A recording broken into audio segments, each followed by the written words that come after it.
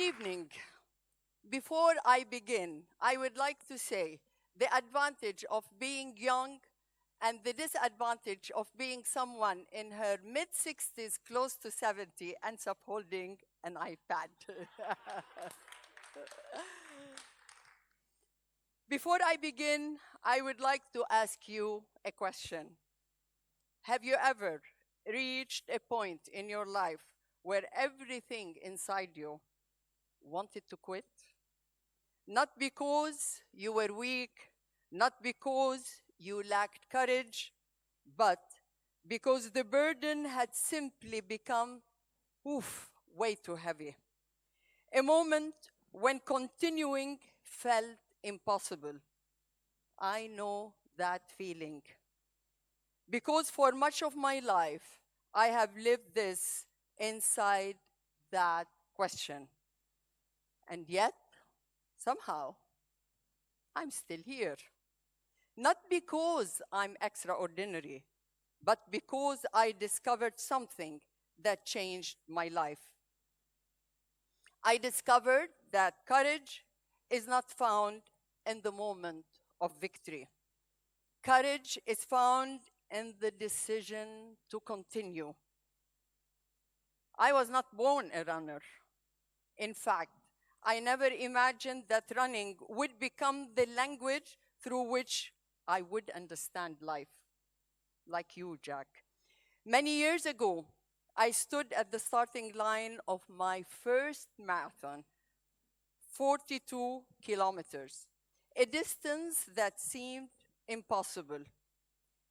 Everyone talks about the excitement of the start line, but very few talk about what happens later. When your legs ache, when your body negotiates with your mind, when every voice inside you whispers, stop, quit, this marathon is not for you. But the marathon teaches us something that applies far and far beyond sport. The finish line is never conquered at once.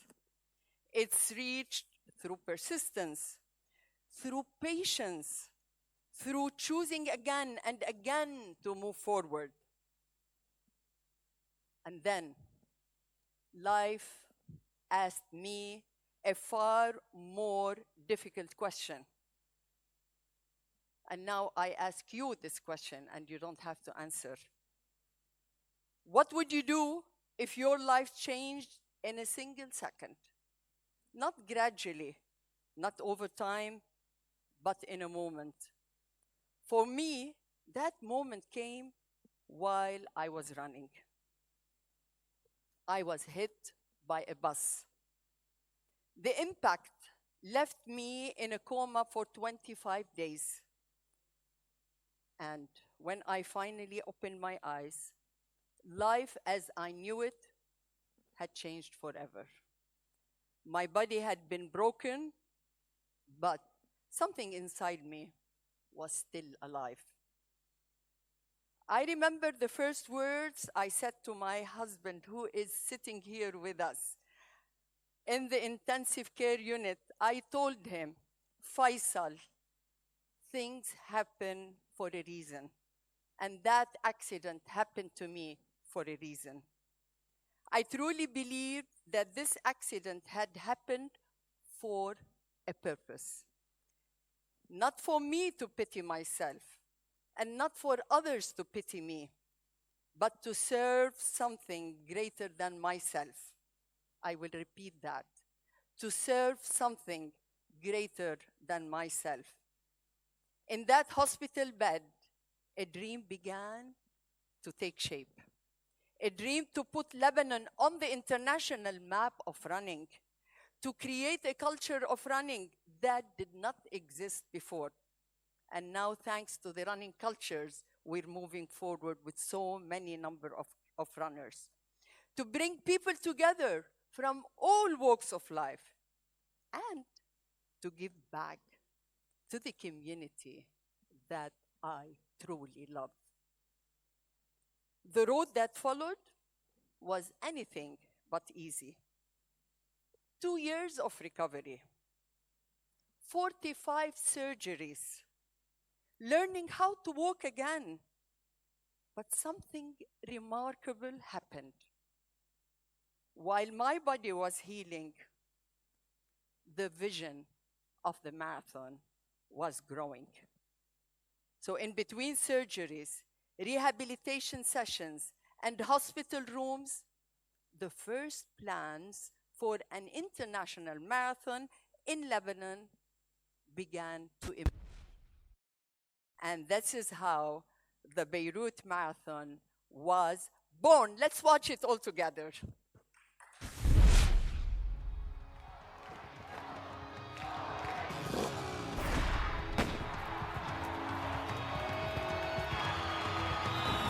In Beirut, when you said running, it used to mean running from war, running from shells, snipers, and invasions.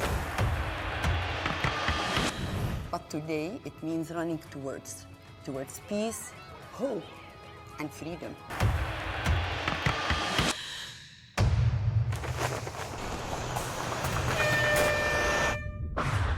It was 2001. I was running near the coast, training for a marathon, when a truck hit me. I went into coma and almost died. When I woke up, I realized immediately that I had a choice. I could let this disaster break me, or I could fight it and beat it. What I knew straight away was that the same qualities that I had learned from running, such as endurance, patience, perseverance, determination, I would now need them just to be able to walk again. I would need them to get through 2 years and 36 operations of painful recovery. At that moment, she turned to me and whispered in a voice that I could barely hear. And she said, "This happened for a reason." Lebanon was also broken, not by a truck, but by the 20 years of civil war. It's still recovering, but like any recovery, it takes endurance, perseverance, determination, and commitment from everybody. And so the idea hit me, Beirut needs a marathon. It was the first time something like this happened in this part of the world. Here, in this tiny country, with 18 different religions, 20 years of civil war, and still divisions between people, suddenly, we were all facing in the same direction. The thousands who run take this solidarity home with them. This makes a real difference to mindsets, to society as a whole. And when each of us recognizes that we can turn a problem into an opportunity, we can start to affect change.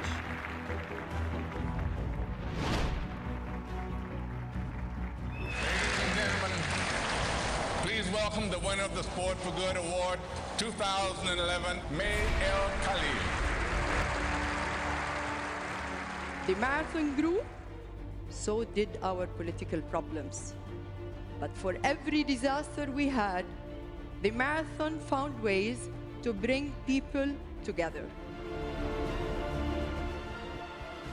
The Beirut Marathon Association has organized the biggest sporting events in the region.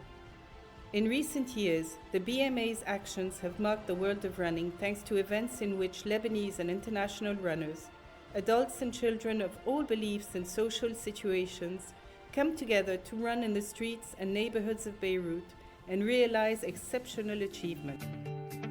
During 2017 and 2018, the number of runners continued to grow, reaching 49,000 participants. According to studies, the impact of the Beirut Marathon on the Lebanese economy amounts to more than $18 million per year. Before every runner takes the first step, there is a safety system built to protect them. Because at the Beirut Marathon Association, safety is not a detail, it's the race. For 23 years, an entire medical network has stood ready across every kilometer. 1,076 ambulances positioned across our courses. 302 medical tents ready to respond, 70 mobile clinics on course and the finish lines, 2,681 medical staff between doctors and nurses on race day, 2,044 physiotherapists helping runners recover and keep going, and a partnership that has stood strong for decades with the Lebanese Red Cross at the heart of our races. 6,998 Lebanese Red Cross medical personnel on the ground and 4,350 Red Cross Youth Sector volunteers supporting you on course. When thousands run through a city, every second matters. For years, the Beirut Marathon Association has built races where passion meets protection and where endurance meets care. Behind every kilometer of the Beirut Marathon stands a logistical operation the size of a small city, assembled, powered, and dismantled in a matter of days. For 23 years, the Beirut Marathon Association has turned Lebanon's streets into international race courses built from the ground up. The course itself takes shape through 252,780 meters of barriers, 29,388 square meters of scaffolding, 19,927 square meters of carpet. Runners are fueled along the way by over 2 million water bottles, 50,000 kilograms of bananas and dates. Behind the scenes, an operational network keeps everything moving. 99 operation rooms, 2,381 walkie-talkies, 194 lead cars. And when race day arrives, Beirut transforms with 175,966 square meters of branding, 1,894 flags, and 3,092 tents. Powering it all, 3,638 laborers, 1,877 trucks, and 22,231 amps of electricity lighting up the course. Every kilometer of the course must be officially measured and verified. Elite athletes from different countries must compete. Timing systems must meet global standards. Since its first edition in 2003, the Beirut International Marathon has grown from a local race into one of the region's most prominent sporting events. Through years of dedication, international participation, and continuous improvements in race organizations, the marathon earned its World Athletics label, placing Beirut among the cities that host internationally certified marathons.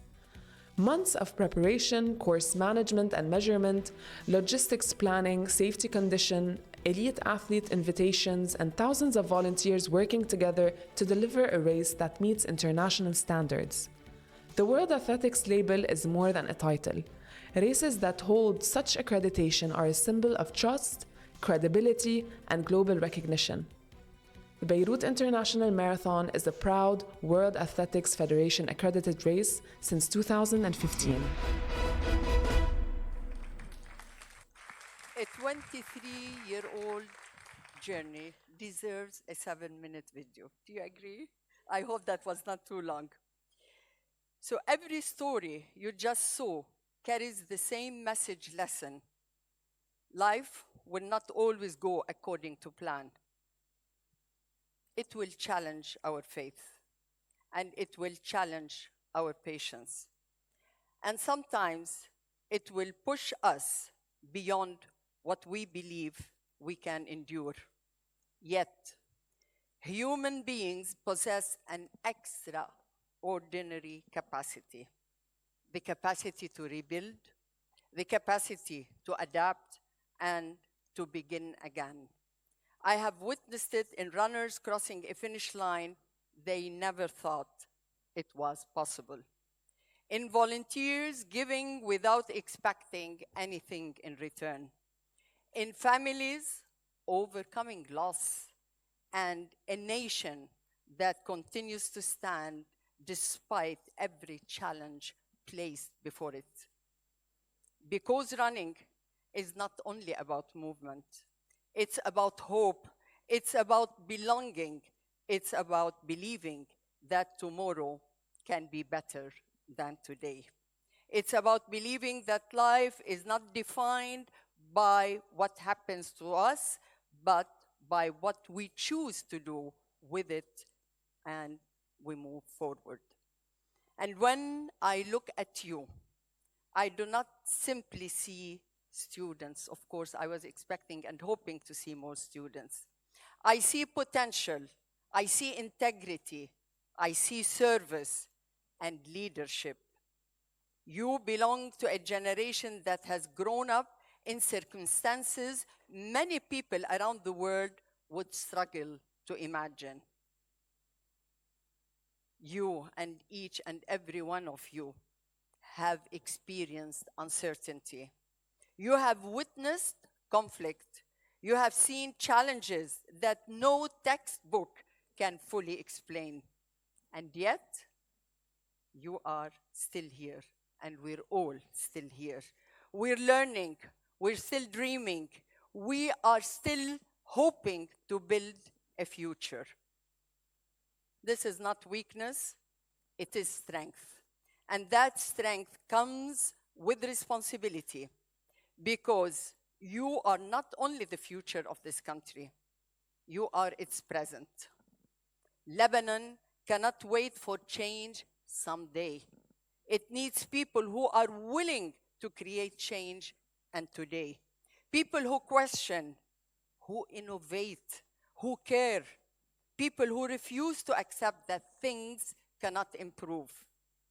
That responsibility now belongs to us, to you, and to each one of you. So I leave you with another question, and you don't have to answer. A question where I ask you, what is your marathon? Not the race, but the purpose. What is the challenge worth committing yourself to? What cause, what dream, or vision that gives meaning to your efforts? There will be days when you doubt yourself, days when progress feels invisible, days when stopping seems easier than continuing. In those moments, remember this: you don't need to have all the answers. You don't need to see the entire road ahead. You only need the courage to take the next step. Because history is not written by those who never fall. History is written by those who rise every time they do. And I keep on reminding myself this. Every time I fall, I need to rise up again. Perhaps the greatest victory in life is not crossing that finish line. Perhaps the greatest victory is having the courage to remain in the race. Thank you. Thank you.